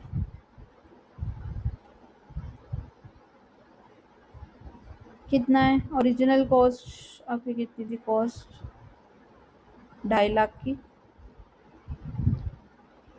Depp को लेस करेंगे, कार है, कार पे तो 20% लगेगा। ठीक है, 2 साल के लिए 2 years कितना आएगा? नहीं 2 years नहीं, 1 year तो 16/7/2023 to 2024 था ना। देखो 23 to 24 25 है, तो 2 साल के लिए तो हुआ। ठीक है, तो सबसे पहले फॉर 2 years में हम इसमें उसमें तो हमने ले लिया SLM, यहाँ पे हम क्या लेते कार के लिए WDV। ठीक है, तो पहले हम कितने लेंगे? 50,000। तो अब हमारा कितना है? 2 लाख। नाउ वैल्यू आ गई हमारी 2 लाख। अब अमाउंट रिसीव्ड है ना, पर फॉर व्हाट? Completed year. हमारा कंप्लीट तो एक ही साल हुआ ना, 1 कंप्लीटेड ईयर ही हुआ, तो हमने 1 साल की ही डेप्रिसिएशन लगाई। ठीक है, हमारे 2 साल पूरे कंप्लीट नहीं हुए थे। डेप्रिसिएशन 16/7/23 से हमने 15/7/24 तक क्यों किया? क्योंकि 14/7/25 को बेचा गया। ठीक है, वो 1 साल नहीं माना जाएगा। नाउ हम क्या बोलेंगे? 2 लाख है इसकी वैल्यू उस साल, और उसके बाद उसने कितने दिए? 160 के दिए थे, यानी कि उसने 40,000 रुपये कम दिए, तो 40,000 टैक्सेबल होंगे आपके।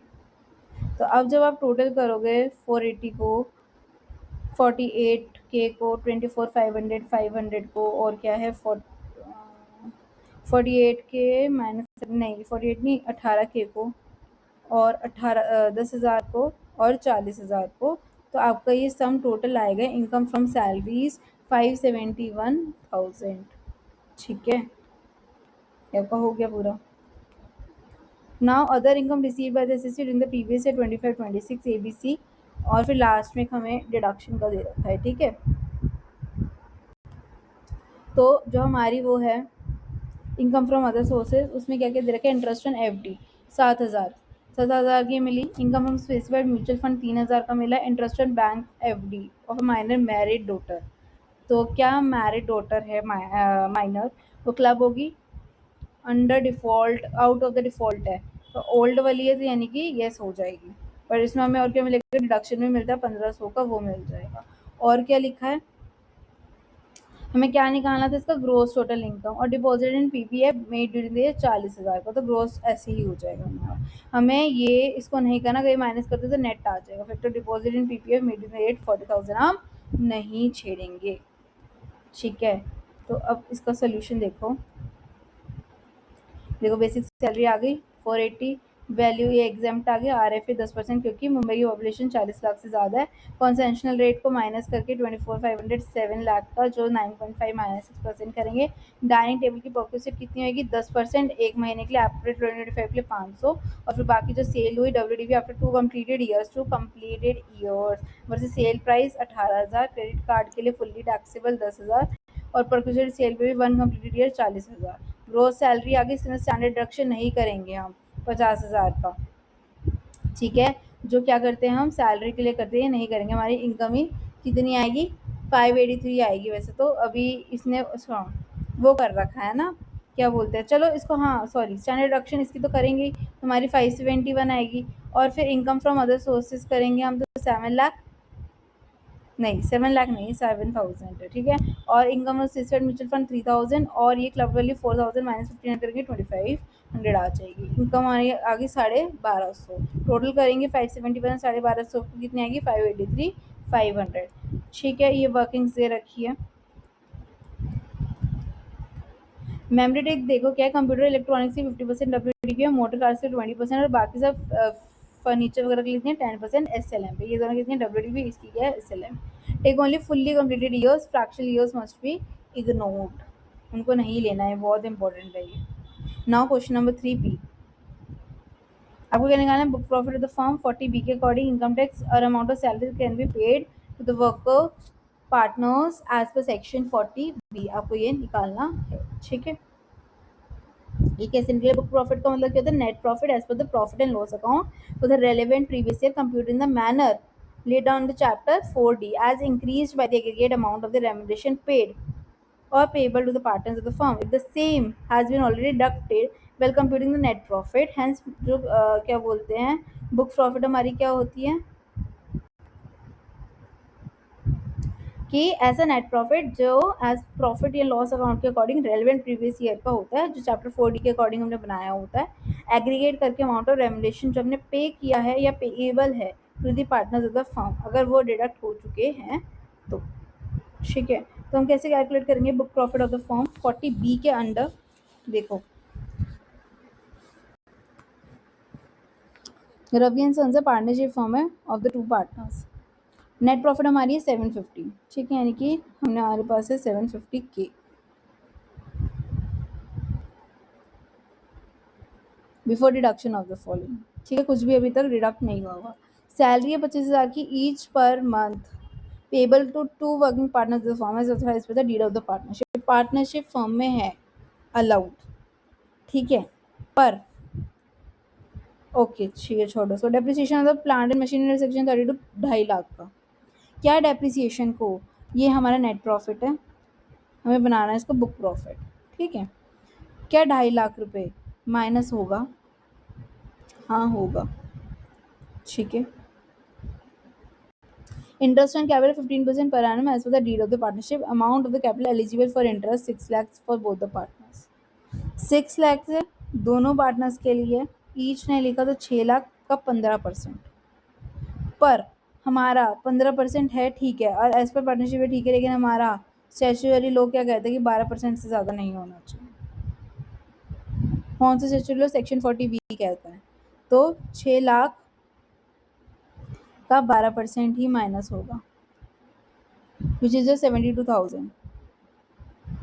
तो 750,000 minus 2.5 lakh minus 72,000 will be 428,000, आपका बुक प्रॉफिट आ गया। अब ये बोल रहे हो कि सैलरी क्यों नहीं आया, तो वही जो मैं ये डेफिनेशन बोल रही हूँ ना, यही है। देखो कि book profit means net profit, ठीक है, ये जो net profit, the net profit as per the profit and loss account for the relevant previous year computed in the manner laid down in chapter 4D as increase by the aggregate amount of the remuneration paid और payable से increase होना है उसको, उसमें net profit में add करेंगे जब हम रेम्युनरेशन, तब बुक प्रॉफिट आता है। यहाँ पे क्या वो इंक्लूडेड था? इंक्लूडेड नहीं था, तो हमें ऐड करने की जरूरत ही नहीं थी। अगर वो इंक्लूडेड है तो ही हम ऐड करेंगे। If the same has been already deducted, ठीक है, अगर वही सेम जो डिडक्ट था तो हम उसको ऐड करेंगे। अगर नहीं था डिडक्ट, यहाँ पे लिखा ही है डिडक्शन बिफोर डिडक्शन, तो हम उसको ऐड करेंगे ही नहीं। तो हैंस बोर्ड फॉरवर्ड लॉस जो था 50,000 को, तो प्रीवियस 24-25 तो ज़्यादा लॉस के, ये 25,000 बोल रहे हैं ये।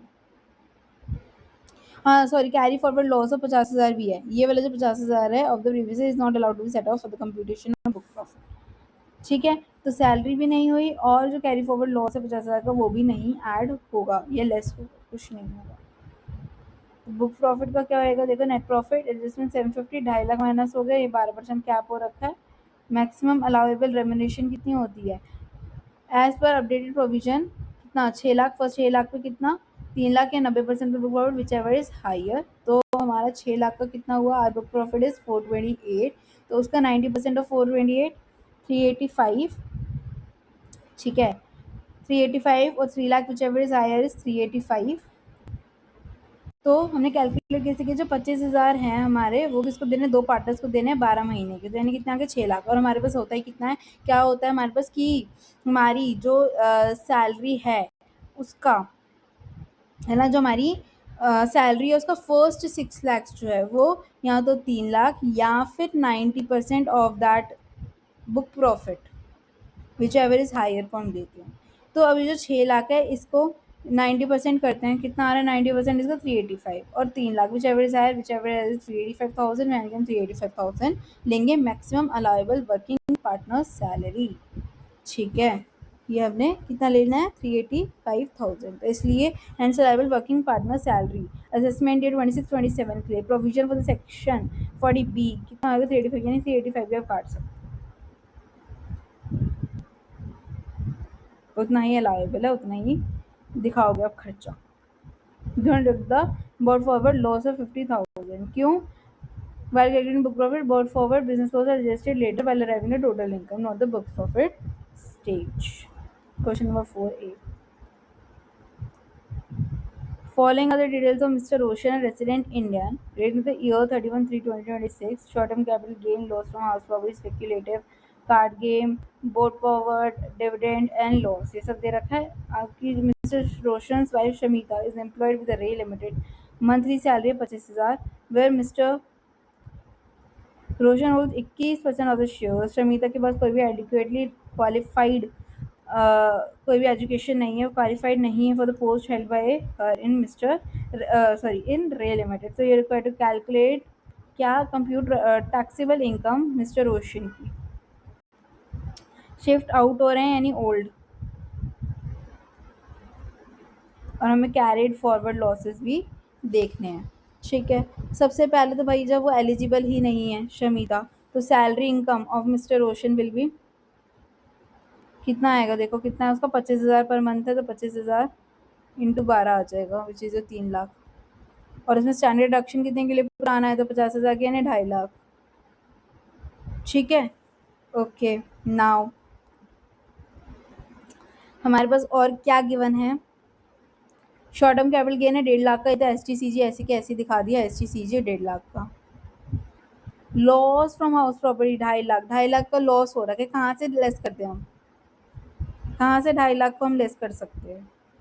लेट आउट प्रॉपर्टी है ओल्ड में, अभी ऊपर भी मैंने प्रोविजन आपको बताया था कि loss on the house property set off against the salary income as per section 71(3)(a which tells you that कि 2 लाख से ज़्यादा नहीं कटता, 2 लाख तक ही सेट ऑफ होता है। तो 2 लाख तक ही सेट ऑफ होता है, तो हम सैलरी से भी कर सकते हैं इसको।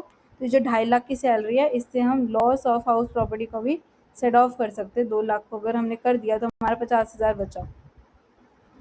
कैपिटल गेन हमारा 1.5 लाख है, और देखते हैं क्या है।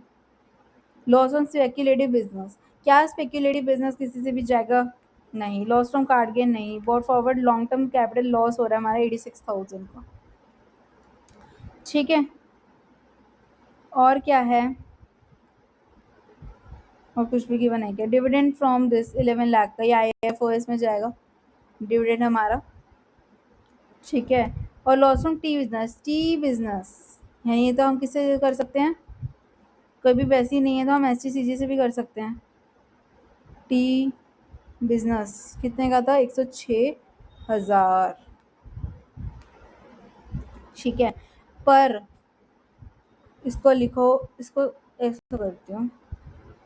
ठीक है, वाई ये भी देख लो, क्यों, क्योंकि ना 106,000 का सिर्फ 40% ही जाएगा, दैट इज योर 42,400। तो ये 1.5 लाख में से 42,400 जाएगा, तो ये 107,600 आएगा। क्यों, वाई सो, ऐसा क्यों हुआ, क्योंकि हमने 30% ही दिया। क्योंकि याद हो अगर 60% of the losses from the tea business is treated as agriculture income and therefore exempt under section 10(1). The loss from an exempt source cannot be set off against profit from the taxable source। जो T है उसका 40% जाता है उसके लिए, business के लिए, और 60% इज एग्रीकल्चर इनकम, तो इसलिए। और जो बिजनेस का इनकम है वो सैलरी से नहीं जाता, शॉर्ट टर्म कैपिटल गेन से चला जाएगा, डिविडेंड इनकम से भी चला जाएगा। तो हमने डिविडेंड इनकम की जगह किससे कर दिया, हमने इससे कर दिया, STCG से कर दिया, नहीं तो हम IFOS से भी कर सकते थे। ठीक है, और जो क्वालिफिकेशन वाली है, आप उसके लिए क्या नोट लिखोगे कि as per section 64(1)(2) all the income which arises directly or indirectly, सारी इनकम जो डायरेक्टली या इनडायरेक्टली आती है कहाँ से, to the spouse of an individual by way of salary, commission, fees or any other form of remuneration from a concern, इस concern से कि individual such individual has a substantial interest, जैसे यहाँ पे 21,000 था, सॉरी 21% था। shall be included in the total income of such individual. However, जो spouse possesses a technical या professional, अगर उसके पास qualification होती है and the income is solely attributable to the application of such knowledge and experience, तो clubbing provision apply नहीं होता. अब यहाँ पर Shamita is not adequately qualified, तो इसलिए रोशन की में वो substantial interest भी रखता है रे लिमिटेड में, तो इसलिए 21% of the shares of the रे limited the salary income of the Mrs. Shamita to be included in Mr. Roshan's income. और जो लॉस था हाउस प्रॉपर्टी का वो कितना जाएगा against any other head of the income to the extent of 2 lakhs only. और जो loss है कार्ड गेम का वो ना ही सेट ऑफ हो सकता अगेंस्ट एनी अदर इनकम, ना ही वो कैरी फॉरवर्ड होगा. और जो 50,000 मैंने बोलते स्पेक्यूलेटिव लॉस का, उसका क्या होगा, वो सेट ऑफ हो सकता है against only and only against the income from the speculative business.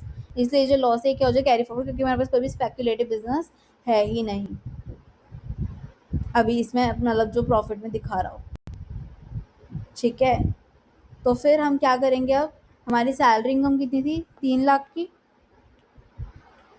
जिसको हमने 50,000 से माइनस कर दिया 2.5 लाख. 2.5 लाख में से हमने 2 लाख जो हाउस प्रॉपर्टी निकाल दी, तो हमारे इनकम कितना आया 50,000 का. ठीक है, उसके बाद STCG था. STCG कितनी थी 150, जिसमें से हमने टी बिजनेस का 40% निकाल दिया 400, तो हमारे पास कितना आया 107,600.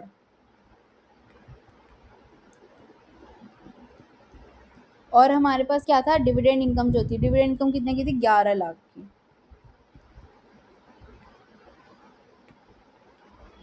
IFOS यही 11 लाख. तो हमारा इसको जब हम टोटल करेंगे टैक्सेबल इनकम आ जाएगी हमारे पास 1257,600. ठीक है, अब जो कैरी फॉरवर्ड होना है, क्या कैरी फॉरवर्ड होना है, एक तो 50,000 किस चीज़ का, हाउस प्रॉपर्टी का, जो अभी तक हुआ नहीं 2 लाख तक की हुआ. और जो लॉन्ग टर्म कैपिटल लॉस है, कौन सा लॉन्ग टर्म कैपिटल लॉस जो 23-24 में होता है 86,000 का, ये रहा, ये वाला, ये भी कैरी फॉरवर्ड हो जाएगा. और जो स्पेक्यूलेटिव बिजनेस का वो भी कैरी फॉरवर्ड हो जाएगा, स्पेक्यूलेटिव बिजनेस से ही होता है इसलिए. बाकी ये इंपॉर्टेंट है, भूल मत जाना दैट इसमें से 40% ही होगा. Okay okay, your this question is also completed. देख लो.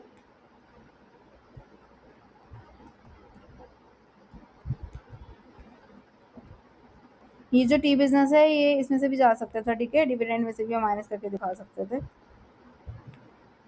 हाउस प्रॉपर्टी, लॉन्ग टर्म और स्पेक्यूलेटिव. क्रूशियल टेक्निकल नोट्स, पाउस सैलरी की क्लबिंग के लिए, टी बिजनेस के अपॉर्चुनिमेंट के लिए, और कार्ड गेम का कैजुअल लॉस जो था. इसमें स्पेक्यूलेटिव बिजनेस भी डालोगे कि क्यों नहीं किया हमने उसको. ठीक है, और क्या लिखोगे आप, हाउस प्रॉपर्टी के बारे में लिखोगे कि 2 लाख तक ही गया. और बिजनेस लॉस का तो हमने लिख दिया, और नहीं लिखा, अबॉर्शनमेंट लिख दिया है, तो इतना 5 लिखने हैं. ठीक है,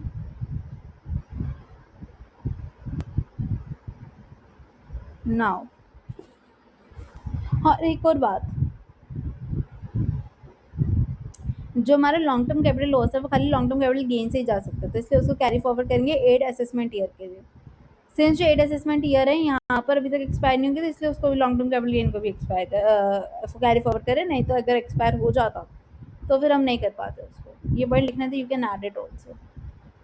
ठीक है, उसके बाद अब 4 का बी पार्ट का फर्स्ट अल्टरनेटिव है, वो देखते हैं. In the following cases related to the previous year 25-26 total income the SSC of the total income. देखो क्या पूछा है हमसे, sold residential house on which those arose long term capital gain आया, उस पर 12 लाख का invested in capital gain 54 EC में, that no longer capital gain was taxable. मतलब सामत इज इंकर्ड एक्सपेंडिचर 1,20,000 का कंजप्शन किया उसने इलेक्ट्रिसिटी की, entire payment was made through banking channels. हमें क्या करना है, you are required to state the reasons कि उसको तब भी क्या रिटर्न ऑफ इनकम भरनी है कि नहीं. ठीक है, सबसे पहले क्या बोला उसने, इन the following cases total income of SSC the total income of the person in respect of which he is accessible under this does not exceed basic exemption limit. अब फर्स्ट है कि जो मनीषन सन्स HUF है, उसने एक residential house बेचा है. ठीक है, उसमें लॉन्ग टर्म कैपिटल गेन बनना था 12 लाख का, और उसने इन्वेस्ट कर दिया 54 EC में कैपिटल गेन बोन्स में, तो इसलिए लॉन्ग टर्म कैपिटल गेन अब टैक्सेबल नहीं हो रहा. तो अब बताओ क्या हमें रिटर्न भरने की ज़रूरत है या नहीं है. ठीक है, ओके, आप बताओ.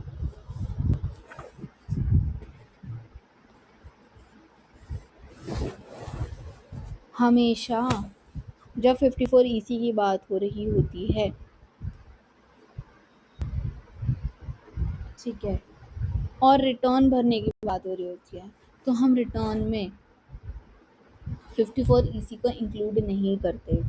और जो उसके पहले यानी कि 54 EC को माइनस करने से पहले जो हमारी इनकम थी, अगर वो बेसिक एग्जाम्पशन लिमिट से ज़्यादा है तो हमें रिटर्न भरनी पड़ती है।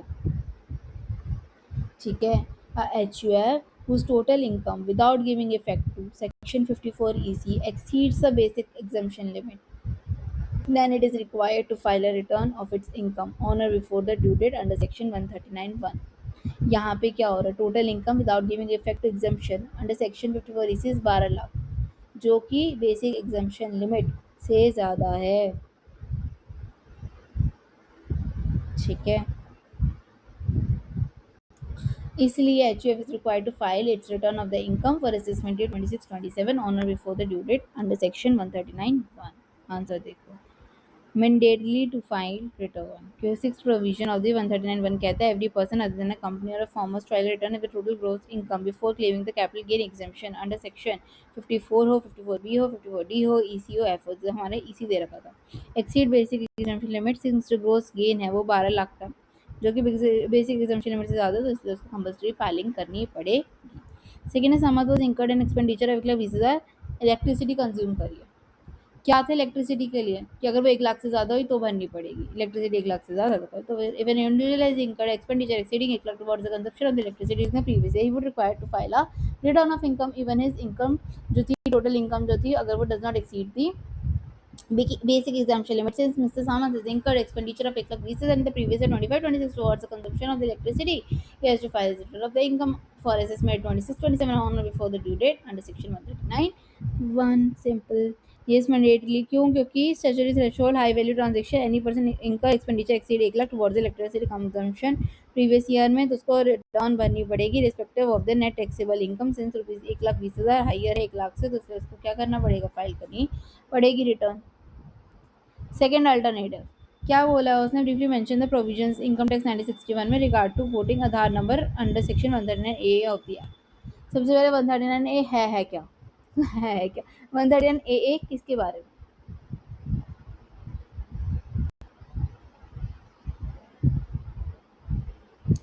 जिसके पास आधार नंबर है, सबसे पहले ये समझ लो, every person is eligible to obtain Aadhaar number, जिसको भी आधार नंबर लेना है is required to mandatorily quote Aadhaar number. और कहाँ कहाँ पे, पैन पे, क्योंकि पैन में चाहिए होता है आधार नंबर, दूसरा रिटर्न ऑफ इनकम में।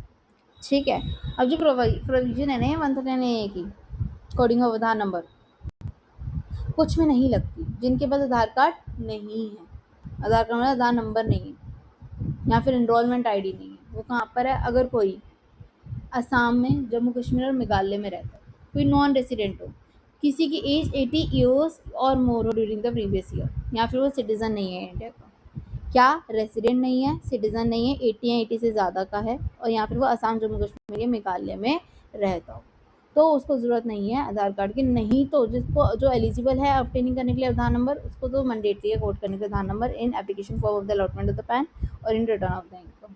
ठीक है, यही कहता है 139A। तो क्या है, every person is eligible to obtain the Aadhaar number must mandatorily quoted in the application form the allotment of the PAN in the return of the income filed with the income tax department. और exempted category कौन है, provisions of mandatory coding does not apply to the individual who does not possess Aadhaar number या enrolment ID, और वो कहाँ पे रह रहा हो, असम में, जम्मू कश्मीर या मेघालय में, नॉन रेसिडेंट हो इनकम टैक्स के हिसाब से, इनकम टैक्स के हिसाब से नॉन रेसिडेंट हो, not a citizen of India और 80 ईयर्स यहाँ से ज़्यादा का उनका एज हो, time during the relevant previous. Okay, and so this MTP 2 is completed, okay, of the income tax.